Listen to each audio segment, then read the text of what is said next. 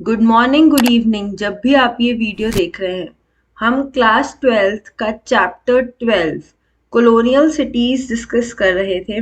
इसमें हमने इंट्रोडक्शन में तीन सिटीज, बिग सिटीज की बात करनी शुरू की थी।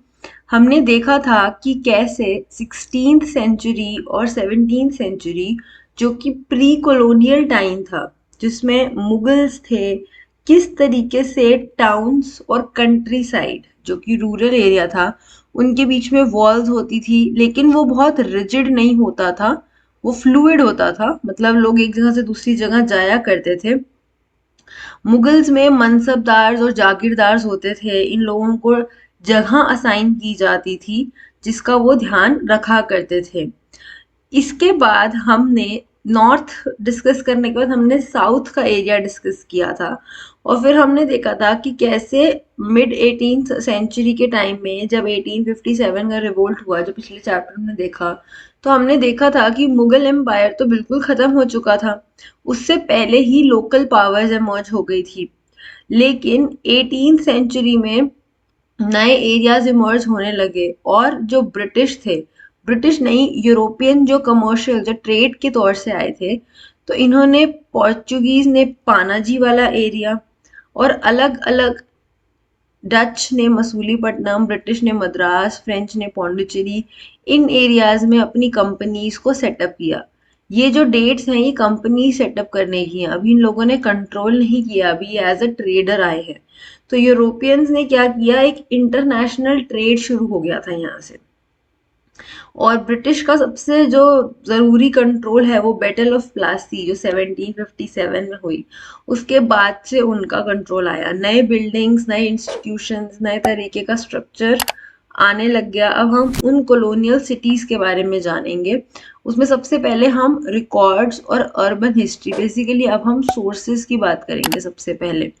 अगर हम कॉलोनियल रूल की बात करें, तो हमारे पास बहुत सारा डेटा है जो ब्रिटिश ने रखा, और वो बहुत डिटेल में है, क्योंकि यहाँ के लैंड के बारे में उनको कुछ नहीं पता था। तो उनको समझने के लिए उन्होंने प्रॉपर डेटा किया, हर एक एक चीज को रिकॉर्ड किया। उस डेटा से उनको समझ आया कि उन्हें किस तरीके से हर चीज, अपनी ट्रेडिंग एक्टिविटीज करना, कमर्शियल अफेयर, हर चीज के बारे में उन्हें उन डेटा से ही समझ आता था।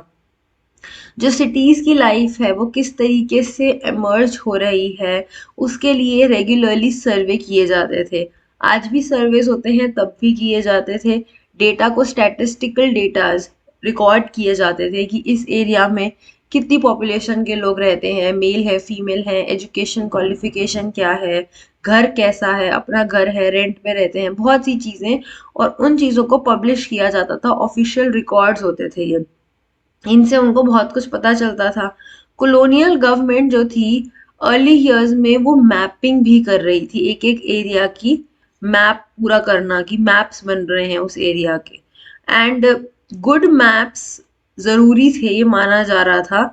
तो क्यों जरूरी थे? क्योंकि हमें इस जगह की सॉइल के बारे में जानने के लिए, इस जगह पे कितना एरिया है जहाँ पे लोग रह रहे हैं, कितना एरिया है जो बैरन है, खाली पड़ा हुआ है, उन सब के बारे में जानने के लिए, एक बेटर कंट्रोल क्रिएट करने के लिए मैप्स बहुत जरूरी थे। मैप्स जो होते थे, वो सिर्फ डेवलपमेंट के लिए प्लान नहीं किए जाते थे, बट कॉमर्स और कंसोलिडेट पावर, अपनी पावर को कंसोलिडेट करने के लिए, कि ये पूरा एरिया है हमारा, उसकी पावर मेंटेन रहे, कंसोलिडेटेड रहे, उनके हाथ में रहे वो पावर, उसके लिए भी मैप्स को बहुत इम्पोर्टेंट माना जाता था।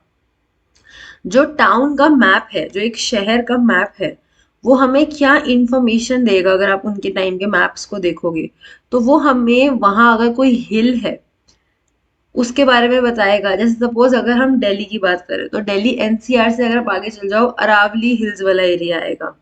तो एनसीआर से आगे कह रही हूँ मैं। तो हिल्स हो गई, यमुना जी, यहाँ पे यमुना रिवर फ्लो करती है। रिवर्स हो गई, किस तरीके का वेजिटेशन है यहाँ पे, ज्यादा कोई फार्मिंग तो होती नहीं है, बट किस तरीके का वेजिटेशन है, हर एक इम्पॉर्टेंट प्लानिंग का स्ट्रक्चर, और डिफेंस पर्पसेस, क्योंकि अगर कभी किसी एरिया में अटैक हो जाए, तो किस तरीके के डिफेंस पर्पसेस के लिए स्ट्रक्चर बने हैं, वो सब भी उन मैप्स में शो होता था। तो what all information was available on maps, तो ये सारी इंफॉर्मेशन हमें मैप्स पे अवेलेबल होती थी। अब अगर हम घाट्स की लोकेशन देखें तो हमें लोकेशन ऑफ घाट्स जो कि बैंक्स ऑफ द रिवर पे बनाए जाते हैं, रिवर के साइड में आपने घाट देखे होंगे, वो डेंसिटी कितनी है, एक एरिया में कितने लोग रहते हैं, दिल्ली वाले एरिया में डेंसिटी ज्यादा है, अगर आप किसी और एरिया में जाओगे मे बी वहां पे आपको पॉपुलेशन डेंसिटी कम मिले, किस तरीके के लोग रहते हैं, उनके घर की क्वालिटी कैसी है, रोड्स अलाइनमेंट, क्या वहां पे अभी भी प्रॉपर परमानेंट रोड्स बन गई हैं या रोड्स नहीं हैं, और बहुत सी चीजें, हर चीज को प्लान किया जाता था। इन सबको करने का एक पर्पस तो डिफेंस होता था, अपनी सिक्योरिटी, अपनी पावर को कंसोलिडेट करना होता था, और टैक्स इकट्ठा करना है तो भी ये बात आपको पता होनी चाहिए कि यहाँ पे क्या वेजिटेशन है, रिवर्स ग्रो हो रही है, रिवर्स सॉरी फ्लो हो रही हैं। तो हर बात को समझने के लिए आपको ये मैप्स बहुत इंपॉर्टेंट रोल प्ले करते थे। ब्रिटिश ने एडमिनिस्ट्रिंग टाउन्स, टाउन्स के एरिया को एडमिनिस्टर करके भी मनी रेस करने की कोशिश की, और एक एनुअल कलेक्शन किया म्यूनिसिपल टैक्सेस के नाम। म्यूनिसिपल कॉरपोरेशन आज भी एग्जिस्ट करती है। ये तो हमने बचपन में पॉलिटिकल साइंस की बुक्स में भी पढ़ा है कि हम लोगों के आज भी म्यूनिसिपल कॉरपोरेशंस एग्जिस्ट करती हैं। तो उस टाइम पे इन्होंने टैक्स मतलब मनी रेज करनी शुरू की, म्यूनिसिपल टैक्सेस। अब इनकी कॉन्फ्लिक्ट को कम करने के लिए कुछ रिस्पॉन्सिबिलिटीज इंडियन रिप्रेजेंटेटिव्स को भी दी गई थी ताकि कॉन्फ्लिक्ट ना अराइज हो। म्यूनिसिपल कॉरपोरेशन जैसा जो इंस्टीट्यूशन है, ये बहुत, ये कुछ पॉपुलर इंस्टीट्यूशंस में से आता है क्योंकि इनकी जो रोल है वो बहुत इम्पॉर्टेंट है, जैसे कि water supply, sewage, road building, public health, ये सारे काम किसके अंडर आ रहे हैं, म्यूनिसिपल कॉरपोरेशन के अंडर आ रहे हैं। और होल न्यू रिकॉर्ड्स मेंटेन किए जाते हैं, म्यूनिसिपल रिकॉर्ड रूम्स होते हैं जहाँ पे म्यूनिसिपल कॉरपोरेशन वाले सारे रिकॉर्ड्स रखते हैं। ये बहुत इंपॉर्टेंट चीज है क्योंकि अगर आपसे पूछा जाए कि रोल या ड्यूटी ऑफ म्यूनिसिपल कॉरपोरेशन, तो आपको ये पता होना चाहिए कि वो लोग पूरा का पूरा एक रूम, म्यूनिसिपल रिकॉर्ड रूम्स के नाम से होता है जहाँ पे वो हर चीज मेंटेन करते हैं। अगर हम मिड 19th सेंचुरी में जाएं, हमने 17th सेंचुरी से इस चैप्टर को शुरू किया था, सॉरी 16th से, फिर हम 18 में, अब हम 19th सेंचुरी में पहुंच चुके हैं। तो first of all India census 1872 में बना था, और 1881 में ये डेसीनियर यानी कि हर 10 साल बाद कंडक्ट होगा सेंसस, और ये आज भी हमारे देश का एक रेगुलर फीचर है, 10 साल बाद सेंसस होता था। ठीक है, तो इस तरीके के सेंसस होने और इनसे डेटा कलेक्ट किया जाता है जो कि बहुत इंपॉर्टेंट सोर्स होता है अर्बनाइजेशन ऑफ इंडिया का, जो हमारा अर्बन एरिया है उसके सर्वेस कब से हुआ था ये अटेम्प्ट शुरू 1878 से, एमसीक्यू के तौर से एक बहुत इंपॉर्टेंट क्वेश्चन। और 1881 में अगर आपसे पूछा जाए क्वेश्चन को ट्विस्ट करके कि फर्स्ट टाइम ये 10 इयर्स का सेंसस होगा रेगुलर फीचर, ये कौन सी डेट को, कौन से ईयर में हुआ, तो 1872 भी हो सकता है और 1881 भी। आपको 1881 पे टिक करना होगा क्योंकि 10 इयर्स वाला फीचर 72 में नहीं आया था, तब सिर्फ इन्होंने अटेम्प्ट किया था कि सर्वे करना है। ये रिपोर्ट्स जो होती हैं, ये डेटा हमें वक्त के साथ जो चेंजेस हुए हैं हमें उनके बारे में भी बताता है, और ये बहुत इंपॉर्टेंट है क्योंकि इससे हमें किस एज ग्रुप के लोग, मेल हैं, फीमेल हैं, कौन सी कास्ट के लोग रह रहे हैं, उनका क्या ऑक्यूपेशन है, बहुत से फीचर्स हमें इसके बारे में पता चलते हैं।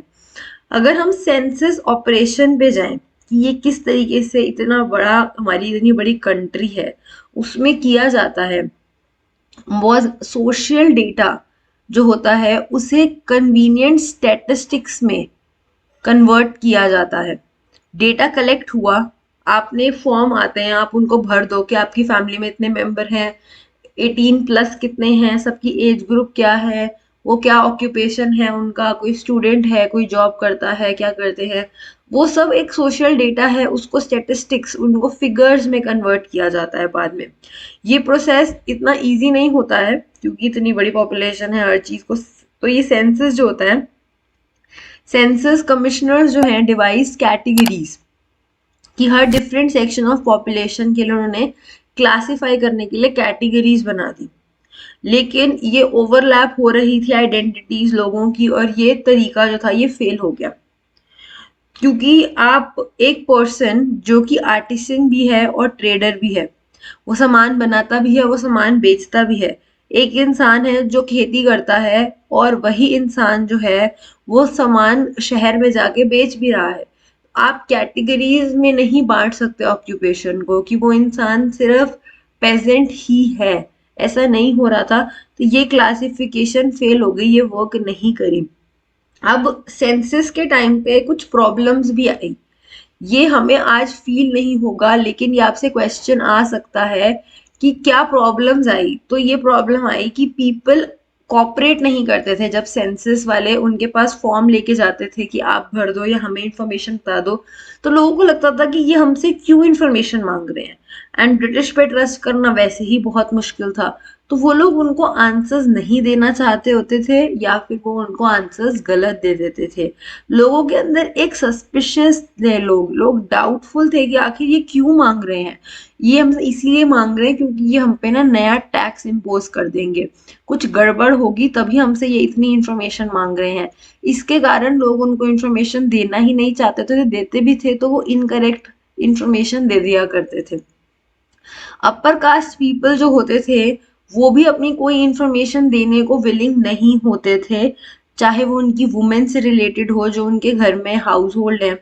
और वुमेन क्योंकि होती उस टाइम पे घर के इंटीरियर में रहती थी, वो सिर्फ घर के ना चार दीवारी के अंदर ही सारे काम कर रही हैं, तो वो पब्लिक इंक्वायरी हो रही है उनके बारे में, कोई आया है जो उनके बारे में जानना चाहता है, तो ये बात एक्सेप्टेबल नहीं थी।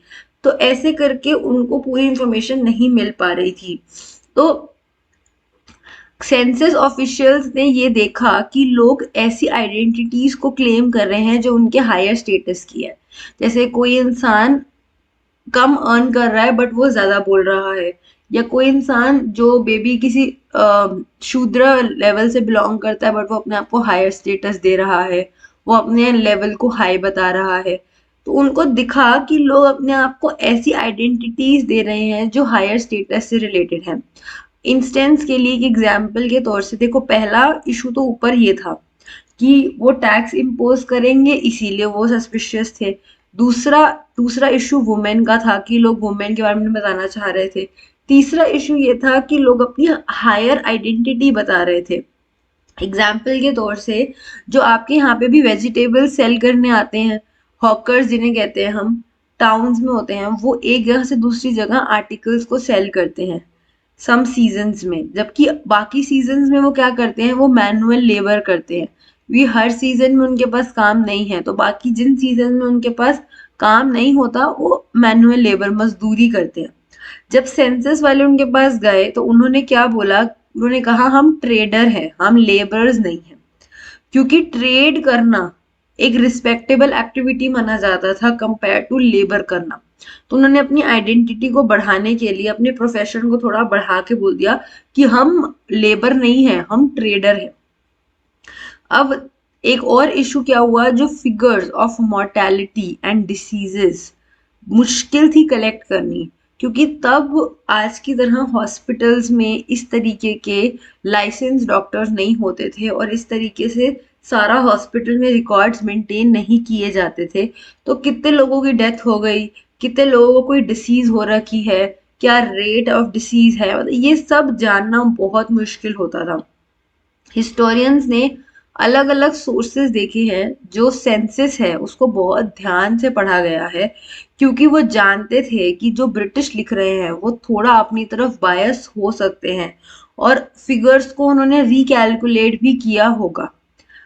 Understanding what figures do not tell, survey maps जो हैं, रिकॉर्ड्स ऑफ इंस्टीट्यूशन जैसे कि म्यूनिसिपैलिटी हैं, ये सब हमें कॉलोनियल सिटीज के बारे में एक बहुत डिटेल एक्सप्लेनेशन देते हैं और हम इससे कंपेयर कर पाते हैं और समझ पाते हैं कि pre colonial cities before British rule किस तरीके की चीजें थी और अब आफ्टर ब्रिटिश रूल किस तरीके की चीजें चल रही हैं। अब अगर हम उसी चीज को ट्रेंड्स और चेंज में देखें तो कंसेंसस में हमें आफ्टर 1800 ये पता चलता है। तो ये आपसे क्वेश्चन आ सकता है कि what were the trends of changes, what we can know about the trends of changes through census। तो इस क्वेश्चन में आप ये आंसर लिखोगे कि urbanization in India was sluggish, क्योंकि 19th सेंचुरी का जो टाइम था, जो first 2 decades of 20th century, urban population to the total population India was extremely low. मतलब अर्बन पॉपुलेशन बहुत कम थी और स्टैग्नेंट थी। मतलब ऐसे पॉपुलेशन होता है ना कि एक जगह से दूसरी जगह मूव करती है, तो जो अर्बन पॉपुलेशन थी वो स्टैग्नेंट थी, ना वो बढ़ रही थी ना कम हो रही थी।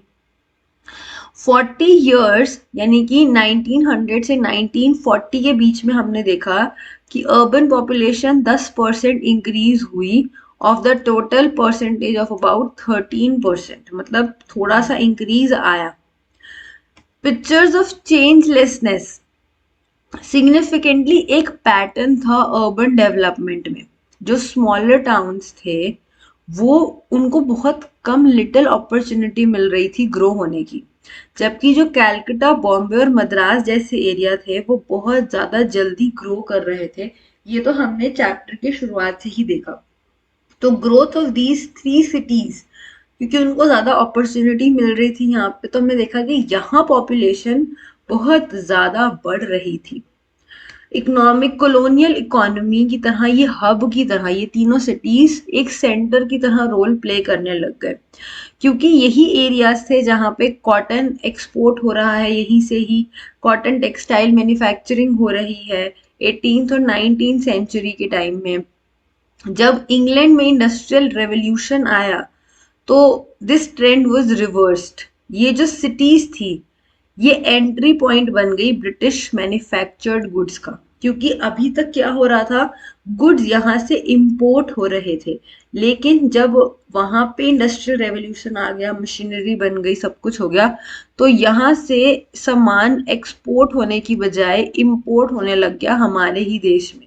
हमारे ही देश से रॉ मटेरियल एक्सपोर्ट करते थे, कॉटन वगैरह, और हमारे ही देश में हमें महंगा टेक्सटाइल क्लॉथ्स बना के बेचा करते थे। इससे क्या हुआ, इकोनॉमी में डिक्लाइन आया। जो ट्रेडिशनल टाउन्स थे उनको बहुत ज़्यादा प्रॉब्लम होने लगी, क्योंकि हमारे ट्रेडिशनल हैंडलूम और टेक्सटाइल इंडस्ट्री को बहुत ज़्यादा प्रॉब्लम होने लग गई थी, क्योंकि यहाँ की जो ओरिजिनल चीज़ थी उसकी मार्केट अब ख़त्म होने लग गई थी। 1853 में रेलवे का इंट्रोडक्शन हुआ जिसने टाउन्स का फॉर्च्यून बदल दिया, क्योंकि टाउन के एरिया में एक लिमिटेड पॉपुलेशन ऑफ पीपल रह सकते हैं, लेकिन अब जब ट्रेन आ गई तो लोग बाहर के एरिया में रह के भी यहाँ पे आके काम करके वापस जा सकते हैं। तो इकोनॉमिक एक्टिविटी शिफ्ट हो गई ट्रेडिशनल टाउन से, जो पहले लोग ओल्ड रूट्स और रिवर के रूट्स को ही इम्पोर्टेंट मानते थे, अब ट्रेन, रेलवे इम्पोर्टेंट हो गई। आज की डेट में रेलवे बहुत इंपॉर्टेंट रोल प्ले करती है, स्पेशली बॉम्बे की जो लोकल ट्रेन है। अगर आप मेट्रो की बात करो तो वो भी एक इम्पॉर्टेंट रोल प्ले करती है।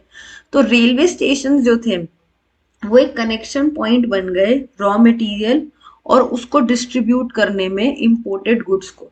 जो सामान इंग्लैंड से आ रहा है उसको डिस्ट्रीब्यूट करने के लिए भी आप रेलवे का यूज कर रहे हो, और इंग्लैंड सामान भेजने के लिए भी आप यूज किसका कर रहे हो, रेलवे का ही कर रहे हो। एग्जाम्पल के तौर से अगर आप मिर्जापुर देखो, जो कि गंगा रिवर के banks on the Ganga river है, वहां से कॉटन कलेक्ट किया जाता है। कॉटन की goods from the Deccan area declined when a railway link was made to Bombay. तो इस एरिया को बहुत बैडली हिट हुआ, क्यों, क्योंकि बॉम्बे के एरिया में लिंक हो गया रेलवे से। एक्सपेंशन जैसे जैसे रेलवे नेटवर्क का हुआ, रेलवे वर्कशॉप्स, रेलवे कॉलोनीज वर एस्टैब्लिश। आज भी रेलवे कॉलोनीज हमारे यहाँ पे एग्जिस्ट करती हैं। तो रेलवे टाउन जैसे कि जमलपुर, वॉल्टर, बरेली, ये रेलवे टाउन्स थे। तो ये एरियाज भी ग्रो होने लग गए। अब what were the new towns like, ये जो नए टाउन्स की हम बात कर रहे हैं, स्पेशली अगर हम बात करें मुंबई नहीं, बॉम्बे, मद्रास, आज का कोलकाता है जो, और कैलकटा, तो अगर हम उनकी बात करें तो ये टाउन्स दिखते कैसे थे, इनका स्ट्रक्चर कैसा था। सबसे इम्पोर्टेंट बात तो थी कि ये बैंक्स और सॉरी पोर्ट्स के पास थे, सी था, लेकिन इनके बहुत से फीचर्स थे, इनके यहाँ पे फोर्ट्स थे। क्या फीचर्स थे, कैसे थे, हम सारी चीजें अब अगली वीडियो में डिस्कस करेंगे। अगर वीडियो अच्छी लगी तो वीडियो को लाइक कीजिएगा। चैनल से फर्स्ट टाइम जुड़ रहे हैं तो चैनल को सब्सक्राइब करना और बेल आइकन को क्लिक करना मत भूलिएगा। अगर कोई भी डाउट हो तो आप मुझसे कमेंट बॉक्स में पूछ सकते हो। कुछ भी इंपॉर्टेंट क्वेश्चंस होते हैं या नोट्स होते हैं तो वो मैं टेलीग्राम पे डाल देती हूँ, तो अगर आप टेलीग्राम से जुड़ जाएंगे तो वो आपके लिए बेहतर होगा। बाकी जैसे आपको सही लगे। तो मिलती हूँ मैं अगली वीडियो में, तब तक के लिए keep learning and keep growing.